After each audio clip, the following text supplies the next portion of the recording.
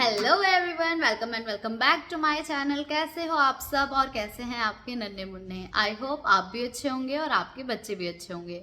अब आप सोच रहे होंगे कि मैं इतनी ज़्यादा बातें बच्चों की क्यों कर रही हूँ, तो आप शायद भूल गए हैं कि हमने एक सीरीज स्टार्ट करी थी, केयर ऑफ न्यूबॉर्न्स। हम मतलब पढ़ेंगे कि नए बच्चों की, नए आए घर में मेहमान की हमें देखभाल कैसे करनी है।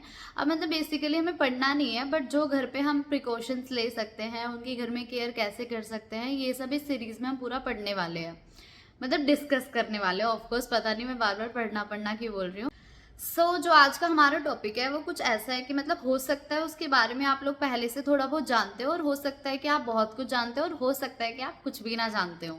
तो शायद जो फर्स्ट टाइम मदर्स बन रही है वो इस चीज़ के लिए बहुत ही ज़्यादा ऐसे क्यूरियस हों, बहुत ज़्यादा ऐसे टेंस्ड हों कि कैसे है, ये क्या चीज़ है, करना क्या है, ऐसे बहुत सारे क्वेश्चन आने वाले हैं।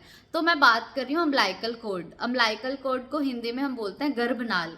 मतलब गर्भनाल और अम्लाइकल कोड जो है, दोनों ही वर्ड बहुत ही कॉम्प्लिकेटेड से हैं, तो मैं आपको थोड़ा इजी करके बता देती हूँ। अम्लाइकल कोड जो होती है वो हमारी प्लेसेंटा से अटैच्ड होती है, और मतलब बेसिकली एक ऐसी कोड होती है जो मदर के वुम्ब से बच्चे को अटैच करके रखती है। मतलब बच्चा जब भी माँ के पेट में होता है तो सारा न्यूट्रिशन जो बच्चे को मिलता है और जितना भी बच्चे की बॉडी से वेस्ट बाहर निकलता है वो सारा अम्लाइकल कोड के थ्रू होके निकलता है। अब बच्चा डिलीवर हो गया, बच्चा बाहर दुनिया में आ गया, अब उसको इस चीज़ की ज़रूरत नहीं है, अब उसे ऐसे न्यूट्रिशन की ज़रूरत नहीं है कि वो माँ के पेट से ले या फिर वो कहीं और से ले। अब वो अच्छे से दूध पिएगा, वहाँ से अपना न्यूट्रिशन भी लेगा, खाने की चीज़ें भी लेगा, और पीने की भी रिक्वायरमेंट्स अपनी वहीं से पूरी करेगा। अब जब हमने ये सुन लिया कि बच्चा पैदा हो गया और अपना दूध से न्यूट्रिशन ले रहा है और मतलब अपनी सारी रिक्वायरमेंट वहीं से पूरी कर रहा है, तो फिर अब इस अम्लाइकल कोड का होता क्या है, मतलब इसका क्या होगा। तो जब बच्चा डिलीवर हो रहा होता है ना, तो जो डॉक्टर रहेंगे वो वहाँ पे 2-3 सेंटीमीटर छोड़ के उसको कट कर देते हैं। हाँ, इसको कट करने में बच्चे को कोई पेन नहीं होता, क्योंकि इसके अंदर कोई भी नर्व्स नहीं होती जहाँ से मतलब बच्चे को पेन फील हो। तो इसमें कभी कभी थोड़ी बहुत ब्लीडिंग भी हो जाती है, बट डरने वाली बात नहीं होती इतनी कुछ ज़्यादा। ये अम्लाइकल 2-3 सेंटीमीटर छोड़ के डॉक्टर कट कर देते हैं और एक क्लैंप लगा देते हैं। क्लैंप मतलब उसको टाइट बांध देते हैं ताकि ब्लड बच्चे का बाहर ना बहे या फिर कोई भी आगे ब्लड लॉस का चांसेस ना हो। तो अब इतना सब तो हो गया, डॉक्टर ने कट कर दिया, क्लैंप कर दिया, और अब बच्चा आपके पास आ गया। अब आप बच्चे को घर लेकर आ गए। अब दिमाग में क्वेश्चन आएगा कि भाई ये जो कोड है इसका करना क्या है, इसको टच करना है कि नहीं करना है, इसको वापस डॉक्टर को दिखाना है कि नहीं दिखाना है, या फिर इस पर क्या लगाना है, मतलब करना क्या क्या है। इन टोटल हम आज यही वीडियो में डिस्कस करने वाले हैं कि अम्लाइकल कोड की हमें केयर कैसे करनी है। ऐसी क्या चीज़ें हैं जिन्हें देख के आपको पता चलेगा कि ये नॉर्मल कोड है या फिर अब नॉर्मल कोड है, हमें डॉक्टर के पास जाने की ज़रूरत है या फिर नहीं है। तो जितना भी पॉसिबल हो पाया है मैंने आपको फ़ोटोज़ और वीडियोज़ दिखाने की कोशिश करी है, ताकि आपको डिफरेंस पता चल सके कि नॉर्मल क्या है और इसमें स्टेजेस क्या क्या आती हैं और कितने दिन में ये ठीक हो जाता है। पहला क्वेश्चन तो आप लोगों का क्लियर हो ही चुका है कि अम्लाइकल कोड होती क्या है, गर्भनाल होती क्या है, वो सब क्लियर हो गया। अब दूसरा क्वेश्चन हमारे पास ये आता है कि जो ये हमारी अम्लाइकल कोड है ये कितने टाइम में निकल जाती है, मतलब कितने टाइम में बच्चा बिल्कुल नॉर्मल हो जाएगा, कितने टाइम में शेड ऑफ हो जाएगी। ठीक है, तो इसके लिए हमें 7 से 14 दिन आराम से लगते हैं। ऐसा हो सकता है किसी की 7 दिन में निकल जाए, ऐसा हो सकता है किसी को 15 दिन तक भी लग जाए। ठीक है, हम 3 वीक्स तक वेट कर सकते हैं कि भाई अभी तक निकली है कि नहीं निकली। बट अगर बच्चे को 4 वीक तक बात पहुंच रही है तो हमें डॉक्टर के पास जाकर उसको दिखाना होगा। ठीक है, 4 हफ्ते के बाद आप वेट मत कीजिएगा कि ये शेड ऑफ अपने आप हो जाएगी या फिर इसको छोड़ देते हैं, नहीं। अब हमें डॉक्टर के पास जाना होगा और कंसल्ट करना होगा कि भाई अभी तक शेड ऑफ क्यों नहीं हुई है। फिर आगे की इन्वेस्टिगेशन जो भी होंगी वो आपके डॉक्टर कंसल्ट करेंगे। ठीक है, अब हमारी 2 चीज़ें क्लियर हो गई। शेड ऑफ होने का टाइम जो है वो हमारा 7 से 14 दिन हो गया।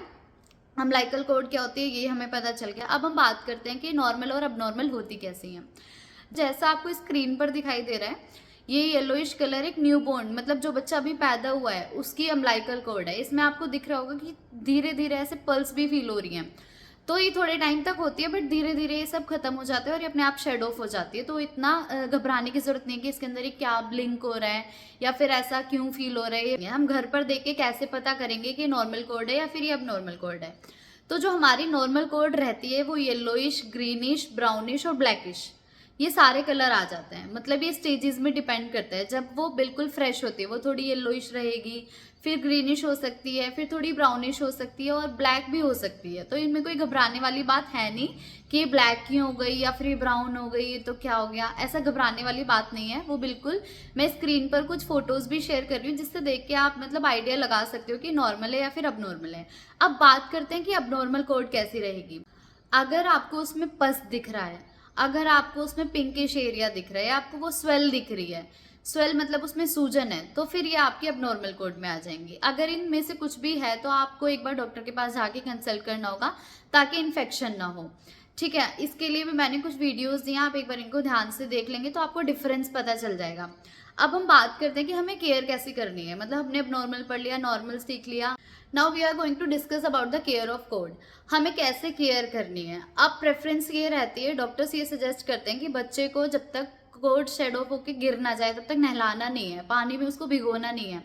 बट बहुत सारे लोग हैं जो घर पे जाके बच्चों को नहला देते हैं, तो वो केसेस होते हैं जहाँ पे हमारे चांसेस होते हैं कि उसकी कोड को इन्फेक्शन हो सके।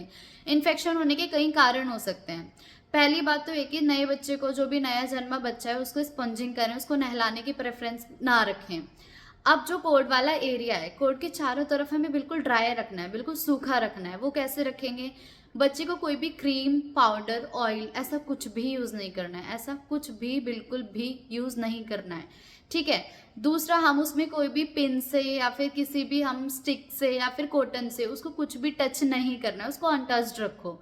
जितना हो सकता है उसको छुओ कम, उसको ड्राई रखो। ये बेस्ट, मतलब ड्राई रखना इस सबसे बेस्ट है, सबसे बेस्ट। अब होता क्या है ना कि हम कई बार बच्चों को इतनी टाइट क्लोथिंग करा देते हैं, मतलब हम इतना उसको कपड़े टाइट पहना देते हैं जिसकी वजह से वहाँ पे मॉइस्चर इकट्ठा होने की वजह से भी उसको इन्फेक्शन हो जाता है। हमें उसको बिल्कुल ड्राई रखना है। अब छोटा बच्चा है हमारे पास, अभी हमें नहीं पता उसके डायपर का साइज क्या है और हम अभी नहीं जानते, तो कई बार उसका डायपर बिल्कुल पेट तक आ रहा होता है, तो उसका हमें बहुत ध्यान रखना है कि वो डायपर का एरिया जो है वो मतलब अम्लाइकल कोड को कवर नहीं होना चाहिए, अम्लाइकल कोड से नीचे होना चाहिए। कई बार बच्चे यूरिन पास कर रहे हैं और हमने बिल्कुल डायपर उसको ऐसे पहनाया हुआ है जिसकी वजह से अम्लाइकल कोड गीली हो गई, तो वो भी चांसेस होते हैं कि उसको वहाँ से भी इन्फेक्शन लग सकता है। तो हमें इन सब चीज़ों से अम्लाइकल कोड को बिल्कुल बचा के रखना है, जितना हो सके ड्राई रखें, ये सबसे बेस्ट तरीका है। इसके अलावा इतना ज़्यादा कुछ स्ट्रेस लेने वाली बात नहीं है। अगर इतना सब करने के बाद भी बिल्कुल अम्लाइकल कोड में आपको कुछ पस फॉर्मेशन दिख रही है, कुछ आपको रेडनेस दिख रही है या फिर कुछ स्वेलिंग दिख रही है, या फिर 4 हफ्ते हो गए और अभी तक अम्लाइकल कोड शेड ऑफ नहीं हो रही है, तो आपको बिल्कुल डॉक्टर के पास एक बार जाके कंसल्ट कर लेना चाहिए कि क्या है। अब एंड में आपको मैंने कुछ फोटोज़ दिखाए हैं जिसमें आपको नॉर्मल अम्लाइकल कोड दिखाई हुई हैं, तो आप उनको ध्यान से देखें और अपने बच्चे का ध्यान रखें, अपना ध्यान रखें। See you in my next video. Okay, bye bye.